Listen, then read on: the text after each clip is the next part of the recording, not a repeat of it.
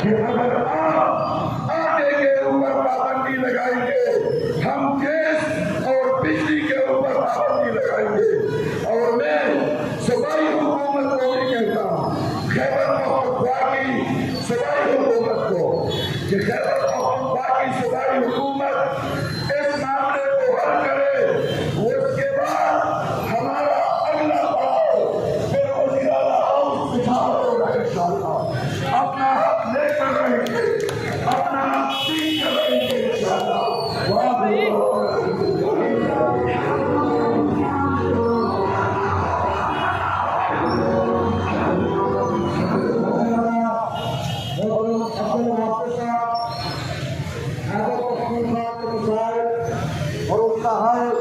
हमारे सामने पेश कर रहे थे। आज ताजियों की अल्हम्दुलिल्लाह नुमाइंदगी है। मगरिब के बाद भी ताजर रहनुमा यहाँ पे मौजूद होंगे।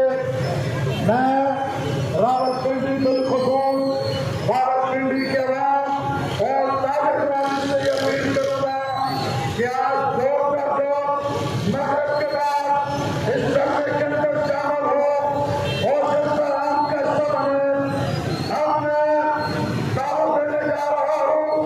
इस धरने से मुखातिब होने के लिए मोहतरम शकील मीर साहब सदर तंजीम ताकत पंजाब रावलपिंडी वो आए और धरने बोलने से मुखातिब हो। मोहतरम शकील मीर साहब